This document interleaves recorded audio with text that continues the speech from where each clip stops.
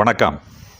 தஞ்சாவூர் மாவட்டம் பாபநாசம் திராவிடர் சமுதாய நல கல்வி அறக்கட்டளையால் சிறப்போடு நடத்தப்பெற்று வரும் பட்டுக்கோட்டை அழகிரி மெட்ரிக் மேல்நிலைப் பள்ளியில் கடந்த 18/4/2024 வெள்ளிக்கிழமை மாலை நடைபெற்ற 36ஆம் ஆண்டு விழாவின் போது அறக்கட்டளையின் அறங்காவலர், சிங்கப்பூர் மேனாள் தமிழ் விரிவுரையாளர், தமிழ் பருதி கவிஞர் ப. திருநாவுக்கரசு அவர்கள் வழங்கிய வாழ்த்துரையினையும் தஞ்சை சரஸ்வதி மகால் தமிழ் பண்டிதர், ஏடக நிறுவனர் தலைவர் முனைவர் மணி மாறன் அவர்கள் நிகழ்த்திய சிறப்புரையினையும் கேட்க தங்களை அன்போடு அழைக்கின்றேன். வாருங்கள். வாழிய செந்தமிழ், வாழ்க நற்றமிழர், எல்லா உயிர்களும் இன்புற்று வாழ்க. அன்பிற்கினிய பள்ளியின் செயலாளர், திராவிடர் சமுதாய நல கல்வி அறக்கட்டளையினுடைய தலைமைச் செயலாளர், அறக்கட்டளையின் அறங்காவலர்கள், மதிப்புக்கும் மரியாதைக்கு உரிய பள்ளியின் முதல்வர், ஆசிரியர் பெருமக்கள், பள்ளியிலே கண்ணென கல்வி கற்று கலங்காமல் வாழ்க்கையில் எல்லா வெற்றிகளையும் அடைய காத்திருக்கக்கூடிய அன்பிற்குரிய மாணவ செல்வங்களே, அவர்களை ஈந்தெடுத்து எங்களை பெருமைப்படுத்தி பள்ளிக்கு அனுப்பியிருக்கக்கூடிய அருமைமிகு பெற்றோர் பெருமக்களே, இந்த பள்ளியினுடைய இந்த நிகழ்ச்சி, ஆண்டு விழா நிகழ்ச்சி 2 சிறப்புகளை முன்னிறுத்தியிருக்கிறது. அதிலே ஒன்று, 1989 பாபநாசம் வடக்கு வீதியில் ஒரு மாடி வீட்டில் 15 பிள்ளைகளை வைத்து பட்டுக்கோட்டை அழகிரி மழலையர் பள்ளி என்ற பெயரிலே ஆரம்பிக்கப்பட்டது. அது கூட நண்பர்கள் குறிப்பிடும்போது சொன்னார்கள், உயர்வான இடத்தில் தொடங்கியது என்று. ஒரு மாடியில் வைத்து தொடங்கப்பட்ட பள்ளிக்கூடம் இன்றைக்கு மாடி கூட கோபுரங்களோடு வளர்ந்து பல்லாயிரக்கணக்கான மாணவ செல்வங்கள் பெற்றோர்களோடு அருமையான ஒரு திடலிலே இன்று நடைபெறுகின்றது. இதனை தொடங்கி வைத்த மதிப்புக்குரிய ஹாஜி EDK முகமது ஃபாரூக் எனும் ஓய்வு பெற்ற தலைமை ஆசிரியர் அவர்கள் இந்த விழாவிலே முன்னிலை வைக்க வேண்டியவர்கள் வந்திருக்க வேண்டும். ஏதோ ஒரு காரணத்தினால் தாமதமாகிறது. இருந்தாலும் அவரை பற்றி சொல்ல வேண்டிய பெருமை இருக்கிறது. அவர்களால் இந்த பாபநாசம் சமுதாய மக்களுக்கு முடிந்த அளவுக்கு என்ன செய்ய முடியுமோ எல்லாவற்றையும் செய்திருக்கிறார்கள். அவருடைய உற்றார் உறவினருடைய பிள்ளைகள் எல்லாம் தொடக்க காலத்திலே நம்முடைய பள்ளியிலே படித்து இன்றைக்கு பெரிய நிலையிலே எல்லோரும் இருக்கின்றார்கள். 2வது சிறப்பு, இந்த விழாவிலே இன்றைக்கு சிறப்பு விருந்தினராக வந்திருக்கக்கூடிய முனைவர் மணிமாறன் அவர்கள், தஞ்சையினுடைய வரலாற்று சிறப்பு மிக்க சரஸ்வதி மகால் நூலகத்தின் தமிழ் பண்டிதராக பணியாற்றி எண்ணற்ற கல்லூரிகளிலே உரையாற்றி பல நூல்களை அவை பற்றிய விளக்கத்திலே பிறகு குறிப்பிடுவார்கள். நூல்களை எழுதியிருந்தாலும் தமிழ் சமுதாயம் பெருமைப்படக்கூடிய, தமிழ் மக்கள் கொண்டாட வேண்டிய ஒரு நூல், அதாவது நம்முடைய ஏரி, குளம், ஆற்று நீர் இவற்றை நம்முடைய முன்னோர்கள் எவ்வளவு அறிவு கூர்மையாக பயன்படுத்தியிருந்தார்கள், எங்கே நாம் தவறு செய்தோம், எப்படி கெட்டு கிடக்கிறோம் என்பதற்கு அந்த நூல் ஒரு சரியான சான்றாதாரம். வரலாற்றில் சிறப்புமிக்க ஒரு நூல். அவர் 1000 நூல்களை எழுதினாலும் கூட இந்த நூலின் பெருமையை உங்களுக்கு நான் சொல்ல வேண்டும் என்று ஆசைப்பட்டதால் சொல்கின்றேன். முனைவர் மணிமாறன் அவர்களை அந்த ஒரு நூலுக்காக தமிழகம் கொண்டாட வேண்டும், பரிசளிக்க வேண்டும், பாராட்ட வேண்டும், விருது கொடுக்க வேண்டும். அவர்கள் வாங்காத விருது இல்லை, ஏறக்குறைய 10 விருதுகளுக்கு மேல் வாங்கியிருக்கின்றார்கள். செல்லாத பல்கலைக்கழகங்கள் கிடையாது, நாடுகள் கிடையாது. எனவே இந்த விழாவை சிறப்பாக்குவதற்காக உரிய சிறப்பு விருந்தினர் என்ற வகையிலே முனைவர் மணிமாறன் அவர்கள் இங்கே இருப்பதை நான் மிகவும் மகிழ்ச்சியாக, பெருமையாக கருதுகிறேன். தங்களுடைய பல்வேறு பணிகளுக்கு இடையிலே அவர்கள் இந்த விழாவிற்கு வருவதற்கு சம்மதம் தெரிவித்ததற்காக, நான் அழைத்ததன் பேரில், பள்ளிக்காக அழைத்ததன் பேரில் வந்ததற்காக என்னுடைய பணிவான நன்றியை தெரிவித்துக் கொள்கின்றேன். அத்துடன் இல்லாமல் தஞ்சையிலே பல்வேறு இலக்கிய அமைப்புகள் இருக்கின்றன. பல இலக்கிய அமைப்புகள் தஞ்சாவூரிலே தடுக்கி விழுந்தால் இலக்கிய அமைப்பு. அவ்வளவு தமிழ் பற்று உள்ள மக்கள் வாழ்கின்ற அருமையான ஊர், சோழன் தலைநகரம் அல்லவா. அந்த ஊரிலே ஒரு இலக்கிய அமைப்பு என்றால், ஒரு சமுதாய இலக்கிய அமைப்பாக இருப்பது ஏடகம் என்ற ஒரு அமைப்பு. அது ஒவ்வொரு ஞாயிற்றுக்கிழமையும் 2வது வாரத்திலே ஒரு இலக்கிய கூட்டம் நடத்தும். அது எங்கெல்லாம் இலக்கிய மன்றங்கள் இருக்கிறதோ அதுக்கு முன்னுதாரணமான அருமையான ஒரு அமைப்பு. அதையும் திறம்பட நடத்தக்கூடியவர்கள், சமுதாய முன்னேற்றத்தில் கண்ணோட்டமாக இருக்கக்கூடியவர்கள் என்பதனால் இந்த விழாவிலே அவர்கள் சிறப்பு விருந்தினராக வந்திருப்பதை பெருமையாக நினைக்கின்றேன். அதை அடுத்தபடியாக தலைமை தாங்குகின்ற மதிப்புக்குரிய மேடம் ரஷ்யா மேடம் அவர்கள் அரசினுடைய மூத்த வழக்கறிஞர்களுடைய உயர்ந்த அலுவலகத்திலே மேலாளராக பணியாற்றக்கூடியவர்கள், அதுவும் இந்த பள்ளியிலே ஆசிரியராக இருந்தவர்கள். அவருடைய தந்தையார் சுயமரியாதை இயக்கத்திலே மிகப்பெரிய ஒரு பற்றாளர்.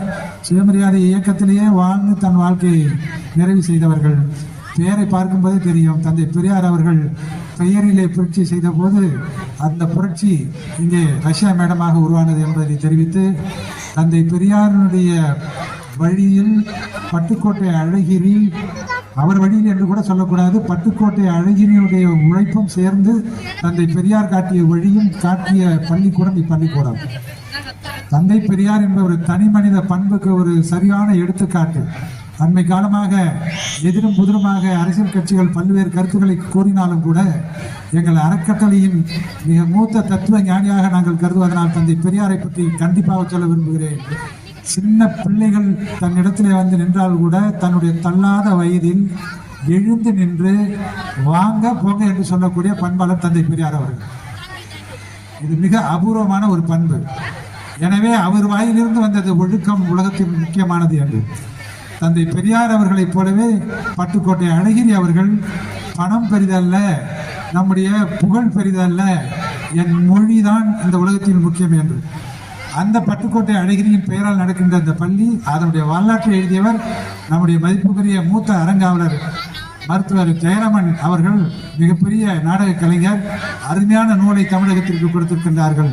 பல்வேறு சிறப்புகளை உடைய அறக்கட்டளையின் அறங்காவலர்கள் இப்பொழுது நடத்தி கொண்டிருக்கக்கூடிய தலைமை பள்ளிக்கூட செயலாளர்கள் அனைவரும், அவ்வாறே முன்பு பணியாற்றிய முதல்வர் மேடம் இளவரசி போன்றவர்கள் எல்லோருமே சேர்ந்த உழைப்பிலே உருவான அருமையான பள்ளிக்கூடம். அன்புக்குரிய பெற்றோர்களே, இந்த விழாவிலே உங்களிடத்திலே நான் பணிவாக வேண்டிக் கொள்வது, பொதுவாக இக்காலகட்டத்திலே பல்வேறு பள்ளிக்கூடங்கள் முன்பு பட்டுக்கோட்டை அழகிரி மட்டும் இருந்தது. எனவே அள்ளி கொண்டு வந்து குவித்தார்கள். இடம் போதாமல் இருந்தது. இந்த பெரிய இடத்தை வாங்கி கட்டினோம். இப்பொழுது போட்டி கண்டு பல்வேறு பள்ளிக்கூடங்கள் இருக்கின்றன, இருக்கணும், இருக்க வேண்டும். பெரியாருடைய கனவு அதுதான். கல்விதான் மனிதனுடைய சமத்துவத்தை உருவாக்க முடியும், பொருளாதாரம் அல்ல. 100 ரூபாய் உள்ளவன் ஒரு பேருந்தில் உட்கார்ந்து இருக்கும் போது 5 ரூபாய் மட்டும் உள்ளவன் அருகிலே இருந்தால் இருவருக்கும் இடையிலே இடைவெளி வந்துவிடும். ஒரு கடையிலே சாப்பிட போகும்போது 500 ரூபாய் வைத்திருப்பவன் சாப்பிடுவதற்கும் 100 ரூபாய் வைத்திருப்பவர் சாப்பிடுவதற்கும் உள்ள வேறுபாடு கண்டிப்பாக இருக்கும். பொருளாதாரம் இடைவெளியை உண்டாக்கும், கல்வி இடைவெளியை உண்டாக்காது. பிடெக் படித்த மாணவர்கள் எல்லோரும் பிடெக் தான் படித்திருக்கின்றார்கள். முன்னொரு காலத்திலே பாபநாசம் பேருந்து நிலையம் அல்லது புகைவண்டி நிலையம், தொடர்வண்டி நிலையத்திற்கு வந்தீர்கள் என்றால் மாட்டு வண்டிகள் நிற்கும், குதிரை வண்டிகள் தான் நிற்கும். அதை ஓட்டுபவர்கள் நம் ஊர்க்காரர்கள். அவருடைய பிள்ளைகளை அதிகபட்சம் 5ஆம் வகுப்பு தான் படிப்பார்கள். பிறகு அவரும் மாட்டு வண்டி தான் ஓட்டுவார்கள். ஆனால் அண்மை காலத்திலே நான் ஒரு ஆட்டோவிலை இப்பொழுது எங்கே பார்த்தாலும் ஆட்டோ தான் ஓடுகிறது. ஒரு ஆட்டோவில் போய் கொண்டிருக்கும் போது ஓட்டுநரிடம் கேட்டேன், பிள்ளை என்ன செய்கிறார் என்று. சுவிட்சர்லாண்டிலே வேலை செய்கிறார் என்று சொன்னார். இந்த மாபெரும் மறுமலர்ச்சி, கல்வி புரட்சி எவ்வாறு உண்டது என்றால் தானாக அது உண்டாகவில்லை. எல்லோரும் சேர்ந்து கையெடுத்து கும்பிட்டதால் வந்ததும் அல்ல. அது ஒரு தத்துவ ஞானியினுடைய, தமிழகத்தினுடைய குரல்.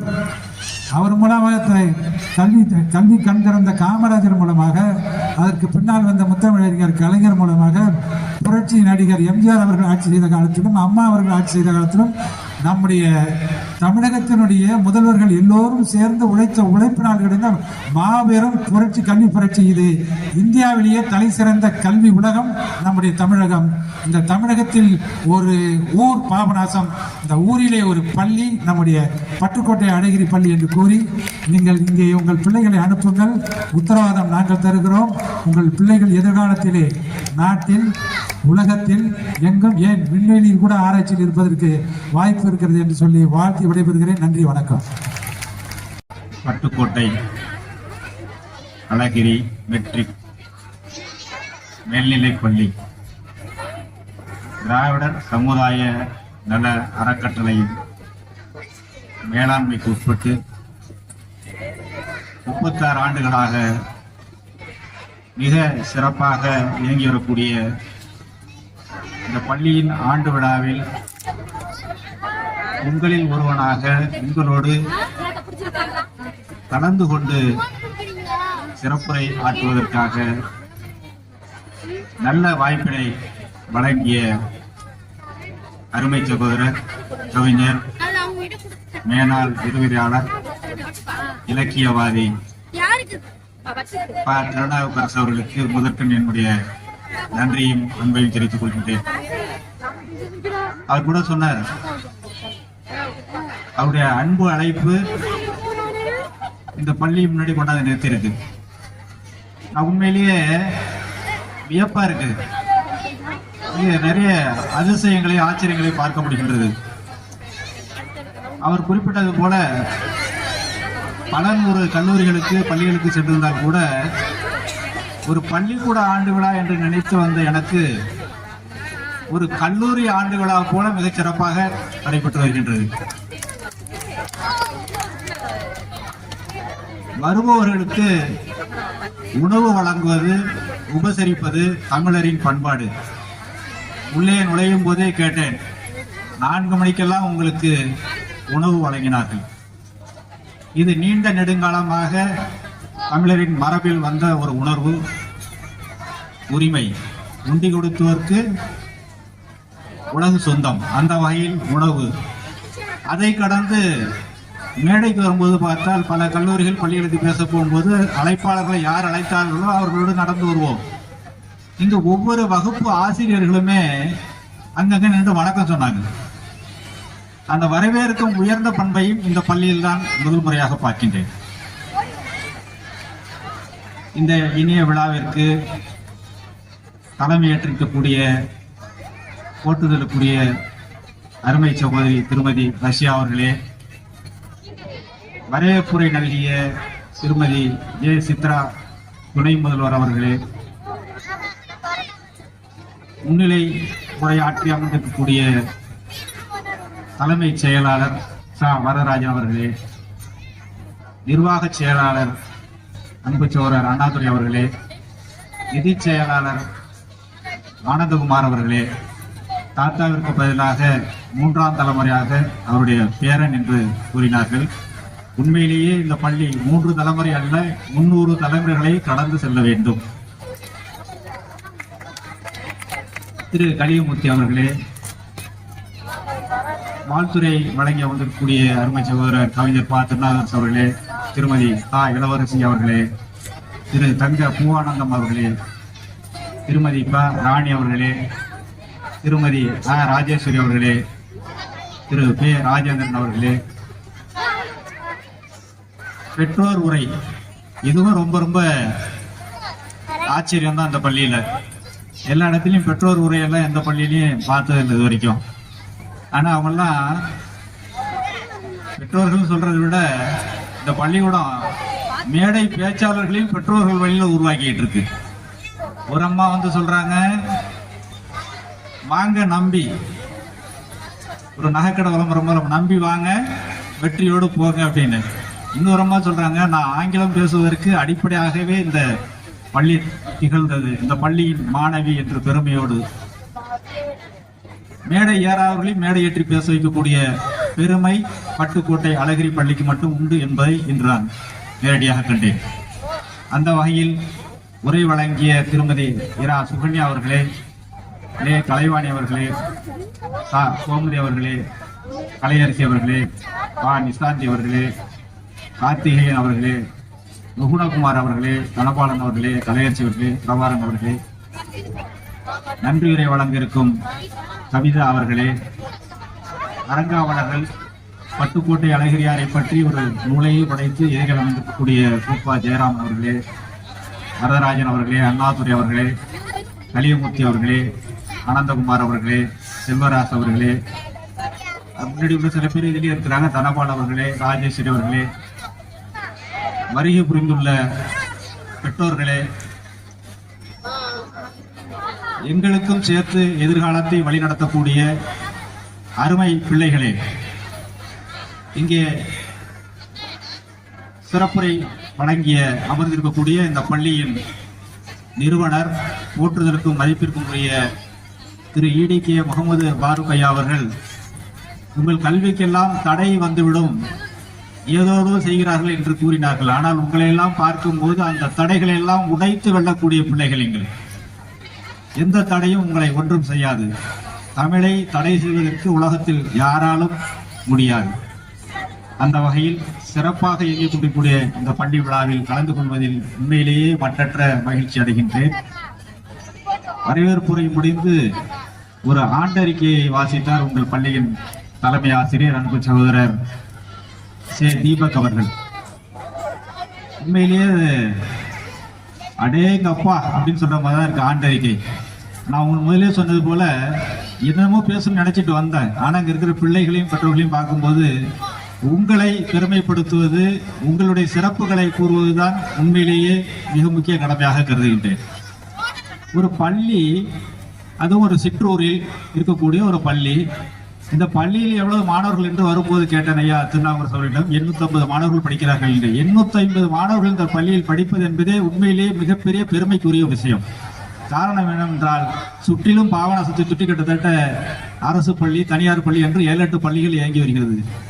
இத்தனை பள்ளிகளையும் கடந்து உங்களுடைய பிள்ளைகளை கொண்டு வந்து சேர்த்து அவர்கள் உயர்வை நீங்கள் பார்த்து மகிழக்கூடிய ஒரு பள்ளியாக இந்த பள்ளி திகழ்வது பெருமைக்குரிய ஒன்றாக கருதுகின்றேன். இந்த பள்ளி மாணவர்கள் கலந்து கொண்ட போட்டிகளை பற்றியெல்லாம், நடந்த நிகழ்வுகளை பற்றியெல்லாம் ஒரு நீண்ட ஆண்டறிக்கையை வாசித்தார். சரபோஜி கல்லூரி, பூண்டி கல்லூரி, பெரியார் மணியம்மை பல்கலைக்கழகம், தமிழ் பல்கலைக்கழகம், இன்னும் சொல்ல போனால் மலேசியாவில் சிலம்பத்திற்காக ஒரு பையன் போய் வந்திருக்கிறான். உண்மையிலேயே நீங்கள் பெருமைப்பட வேண்டும். உங்களுடைய பிள்ளை நாடு கடந்து செல்லக்கூடிய பள்ளியாக இந்த பள்ளி இருக்கின்றது. அந்த வாய்ப்புகளை வழங்கக்கூடிய ஆசிரியர் பெருமக்களை இந்த நல்ல நேரத்தில் வாழ்த்துகிறேன், போற்றுகிறேன். ஒரு அம்மா சொன்னாங்க, நாங்க கூட பார்த்தது இல்லை, 8:30 வரைக்கும் ஒரு டீச்சர் உட்காந்து பார்த்துட்டு இருக்காங்க அப்படின்னு. இதுல உண்மையிலேயே உங்களுடைய பிள்ளைகளுக்கு மிகப்பெரிய கொடுப்பினை. ஒவ்வொரு பிள்ளையும் அவங்க கூர்ந்து கவனிக்கிறாங்கிறது. அந்த ஒரு அவார்டு ஒரு பையன் வாங்கிறார். கரையான்ல இருந்து ஒரு மருந்து, கரையான் புற்று எடுத்து மருந்து தயாரிக்கிறாங்க. அப்ப இந்த கரையான் புற்று தமிழர்கள் மருத்துவத்துல எந்த அளவுக்கு பயன்படுது, அது அறிவியல் ரீதியா எப்படி மருத்துவமா கொண்டு போக முடியும் அப்படிங்கிறதெல்லாம் மிக அழகாக இந்த பிஞ்சு வயதில் கற்றுக் கொடுத்து அவரை கொண்டு போய் உலகளவில் விருது பெறக்கூடிய ஆற்றல் படைத்த ஒரு பள்ளியாக இந்த பட்டுக்கோட்டை அழகிரி பள்ளி திகழ்கின்றது. அஞ்சானெஞ்சன் பெயரில் அமைக்கப்பட்ட பள்ளி. இந்த பள்ளிக்கு பெயர் சூட்டும் போது தொடக்கத்தில் அந்த பெயரை வைத்த பெருமைக்குரியவர் உங்கள் பள்ளியின் அரங்காவலராக இருக்கக்கூடிய மதிப்பிற்குரிய ஐயா திருநாவுக்கரசு அவர்கள். அந்த அஞ்சானெஞ்சன் பட்டுக்கோட்டை புதுக்கோட்டைக்கு இடைப்பட்ட ஒரு பகுதியில் சின்ன காருக்குறிச்சிங்கிற கருக்காக்குறிச்சிங்கிற ஊர்ல பிறந்தவர். ஆனா நம்ம பட்டுக்கோட்டைங்கிற பேரை வச்சுக்கிட்டோம்.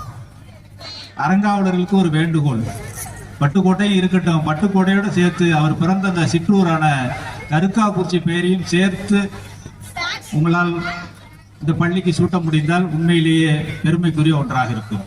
சின்னஞ்சிறு சிற்றூரில் இருந்து புறப்பட்டு பல்வேறு இன்னல்கள் சிக்கல்கள் எல்லாம் கடந்து அவங்க குடும்பமே பட்டாளத்தில் இருக்கு. அந்த பட்டாளத்திலிருந்து அவரும் போய் அன்னைக்கு முதல் உலக போறப்ப பட்டாளத்துல சேர்றாரு. இங்க இருந்து போயிட்டாரு மெசபடோமியாங்கிறது இன்னைக்கு இருக்கக்கூடிய ஈராக் நாட்டுக்குள்ள ஒரு பகுதி. அந்த பகுதியில இருந்து போர் செய்யும் பொழுது ஆங்கில படைக்கு கொஞ்சம் பின்னடைவு ஏற்பட்டவன அவரை எல்லாம் அங்க இருக்கக்கூடிய நம்ம போர் வீரர்கள்லாம் விட்டுட்டு அவங்க அங்கொன்னு விட்டுட்டு போயிட்டாங்க. அந்த மெசபடோமியாவிலிருந்து கிளம்பி எப்படியோ தப்பி பொழைச்சி பர்மாவுக்கு வந்து, பர்மாவில் இருந்து கல்கத்தா வந்து, கல்கத்தாவிலிருந்து நம்ம ஊருக்கு வந்து சேர்றாரு. நீங்க நினைச்சு பாருங்க, 1914-18 உலக போர் நடக்குது. அந்த நேரத்துல இன்னைக்கு கூடிய தகவல் தொழில்நுட்பம் வசதி எதுவுமே இல்லாத இருக்கிறப்ப அவர் பல நாடு கடந்து அங்கிருந்து வந்திருக்கிறார் அப்படின்னா எதையோ ஒரு சாதனையை புரிவதற்காகத்தான் அவருக்கு காலம் வாய்ப்பை வழங்கி இருக்கிறது. தமிழகம் வந்தார். பிறகு பகுத்தறிவு சுயமரியாதை இயக்கத்திற்காக மிக தீவிரமாக போராடி இன்று நாம் கல்வி கற்பதற்கு அவர் கூறியது போல பெரும் வாய்ப்பை நல்கிய பெருமகனாரின் பேரில் அமைந்த இந்த பள்ளி மிகச்சிறந்த அளவில் இயங்கி வருகின்றது. உங்களுடைய பணிகளை எல்லாம் பார்க்கும்போது உண்மையிலேயே பெருமிதமாக இருக்கின்றது. ஆசிரியர்கள் 40க்கும் மேற்பட்ட ஆசிரியர்கள் முழுமையாக தன்னையே தாரை வார்த்து கொண்டு வழங்குகின்றார்கள். இந்த ஆசிரியர்களை எப்படி தேடி இருப்பார்கள் என்று நான் யோசித்து பார்த்தேன். இன்றைக்கு பள்ளிக்கு போய் படித்துவிட்டு அந்த சான்றிதழை வைத்துக் கொண்டுதான் கல்லூரிகளிலே பேராசிரியர் வர வேண்டிய ஒரு நிலை இருந்து கொண்டிருக்கிறது. ஆனால் ஐயா போன்றவர்களுக்கெல்லாம் தெரியும், கடந்த 30 ஆண்டுகளுக்கு முன்பெல்லாம் ஒரு கல்லூரி பள்ளிக்கு ஆசிரியர் வேண்டும் என்றால் அந்த துறையில் யார் சிறப்பு எழுதி இருக்கிறார்களோ அவர்களை கூப்பிட்டு ஆசிரியராக பணியமர்த்திய காலம் எல்லாம் உண்டு. எங்கும் செல்ல வேண்டாம், நாம் அருகும் இந்த பூண்டி கல்லூரியில் மிகச்சிறந்த பேராசிரியர் அங்கப்பன் என்று ஆங்கிலத்தில் மிகச்சிறந்த புலமை பெற்றவர். அவரிடம் டியூஷன் சேருவதற்கு அனுமதி கேட்டு போனால் அவர் ஒரு போஸ்ட் கார்டில் அட்ரஸ் எழுதி கொடுத்துட்டு போவார். 6 மாசம் கழிச்சு தான் அவருக்கு அப்பாயின்மெண்டே கிடைக்கும் இந்த பையன் டியூஷன் போய் சேர்றதுக்கு. ஏன்னா நானும் போய் அவர்கிட்ட கார்டு எழுதி கொடுத்துருக்கிறேன். ஆங்கிலம் கற்றுக்கொள்வது, அதை பேசுவதற்கு அவ்வளவு சிரமப்பட்ட காலம் அது. ஆனால் நீங்கள் எல்லாம் தாராளமாக ஆங்கிலம் பேசுகிறீர்கள், உங்கள் பிள்ளைகள் எல்லாம் பேசுகின்றது. அந்த அளவிற்கு வளர்த்த சிறப்பு இந்த பள்ளிக்கு இருக்கின்றது. அப்படி ஆங்கிலம் பேசக்கூடிய அவர் ஒரு பள்ளியினுடைய ஆசிரியராக திருச்சியில் பணி செய்கிறார். ஊட்டி கல்லூரி நிறுவனர் தாளர் பெரியவர் துளசியா வாண்டியர் அவர்கள் அவரை கேள்விப்பட்டு மிகச் சிறப்பாக பாடம் நடத்தக்கூடிய ஆசிரியர், அவர் நம் கல்லூரிக்கு வந்தால் பரவாயில்லை என்ற கருத்தை சொல்கிறார். உடனே கல்லூரி முதல்வர் திருச்சி போய் புறப்பட்டு அவரை சந்தித்து கேட்கிறார், எங்கள் கல்லூரிக்கு பாடம் நடத்த வருகிறீர்களா என்று. அவரை சொல்கிறார், என்னுடைய மாமனார் இருக்கிறாரு, பக்கத்துல ஜவுளி கடை வச்சிருக்கிறாரு, நீ அங்க போய் கேளுங்க, அவர் வந்து பார்த்துட்டு சொல்வாருட்டார். உடனே முதல்வர் ஒரு மாமனாரை போய் பார்க்கிறார். அவர் மாமனார் என்ன சொல்றாரு, நான் உங்க கல்லூரிக்கு வர்றேன், நிலைமை பாருங்க. எதுக்கு சொல்ல வரேன்னா, உலகத்தை வெல்லக்கூடிய ஒரே ஒரு ஆயுதம், மகத்தான ஆயுதம் அறிவு. அறிவு இருந்ததுன்னா உலகத்துல எங்க வேணாலும் நீ பொழைச்சிக்கலாம்.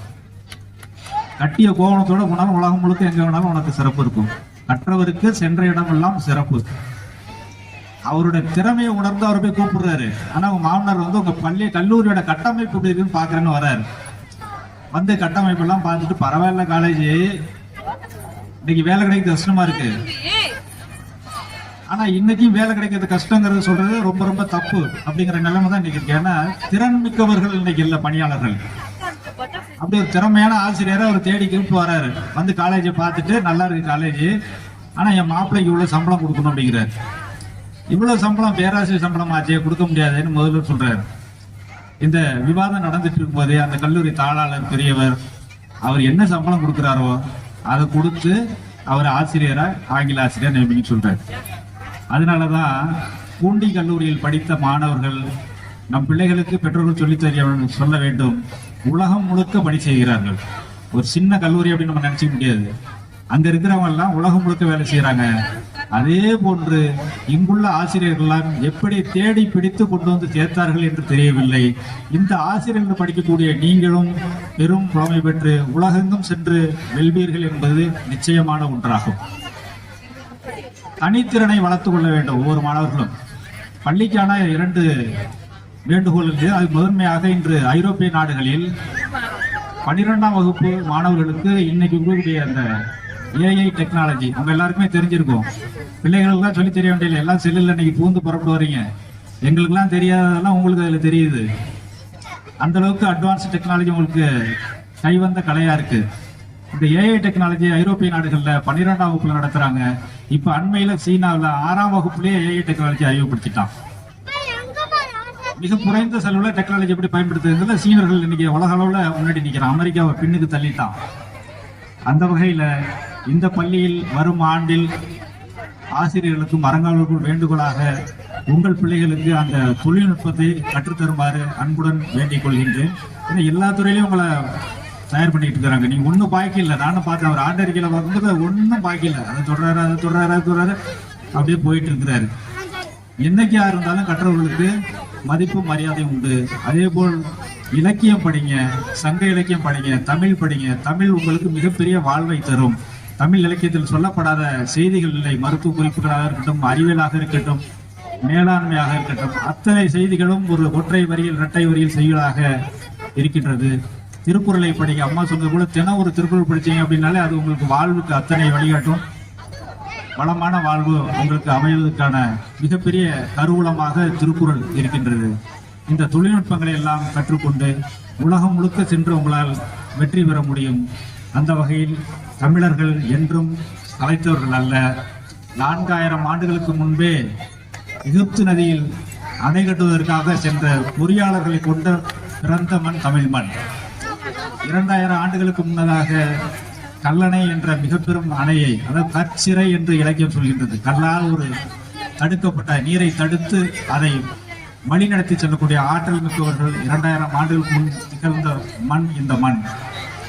1000 ஆண்டுகளுக்கு முன் நிகழ்ந்த அற்புதம் இந்த நாட்டில் நடந்தது. இது தஞ்சை மண், பெருமைக்குரிய மண். இந்த ஊரில் பிறந்ததற்கு என்பதற்காக நாம் பெருமை கொள்ள வேண்டும். இது ராஜராஜன் வாழ்ந்த மண். ராஜராஜன் அந்த பழகிய, ஓடிய, விளையாடிய பகுதி இந்த பகுதி. இந்த பகுதியில் இருப்போம் என்பதே உண்மையிலேயே நமக்கு பெருமைக்குரிய ஒன்றாகும். அந்த ராஜேந்திரனும் ராஜராஜ சோழனும் செய்த சாதனைகள் என்பது மகத்தான சாதனை, உங்கள் எல்லாருக்கும் தெரிந்திருக்கும். அண்மையில் அமெரிக்காவில் நடைபெற்ற ஒரு மாநாடு சென்ற ஆண்டு நடைபெற்றது. அந்த மாநாட்டில் ஒரு புதிய செய்தி சோழர்களை பற்றி. ராஜேந்திர சோழன் உங்க எல்லாருக்கும் தெரியும். எல்லாம் பொன்னியின் செல்வன் சினிமா பார்த்துருந்தீங்களே, ஓரளவுக்கு அந்த கதை பாதி வரலாறு இல்லைன்னா கூட கதை புரியும். அதுல கடல் கடந்து நாடு சென்று நாட்டை பிடித்து ஆட்சி செய்த மன்னர்கள் என்றால் இந்திய வரலாற்றில் சோழர்கள், தமிழர்கள் தான். வேற எந்த மன்னர்களுக்கும் அந்த பெருமை இல்லை. மிகச்சிறந்த கடற்படை. இந்த கடற்படைக்கு ஒரு நுட்பத்தை ஒரு ஆங்கில ஆய்வாளர் அந்த மாநாட்டில் ஒரு கருத்தாக பதிவு செய்கின்றார். இன்னும் அது பற்றிய தொடர்ச்சியான ஆய்வு தேவையாக இருக்கின்றது. ராஜேந்திரன் கப்பல்ல போறார் நாடு பிடிக்கிறதுக்காக. நூற்றுக்கணக்கான கப்பல்ல ஆயிரக்கணக்கான வீரர்கள் போயிட்டு இருக்கிறாங்க.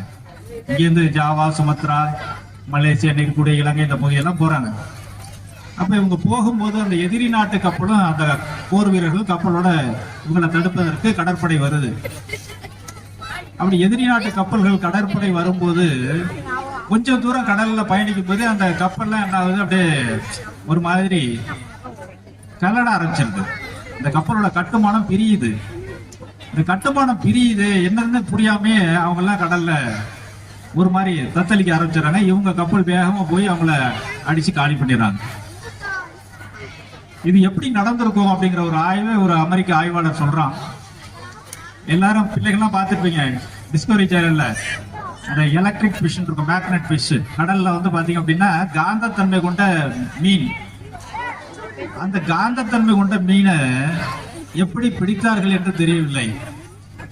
ஆயிரக்கணக்கான மீனை பிடித்து இவங்களோட கலன்கள்ல, கப்பல்கள்ல பெரிய பெரிய மர அண்டாவில் மீனெல்லாம் போட்டுட்டு கடற்படை கப்பல் கிளம்பி போகுது.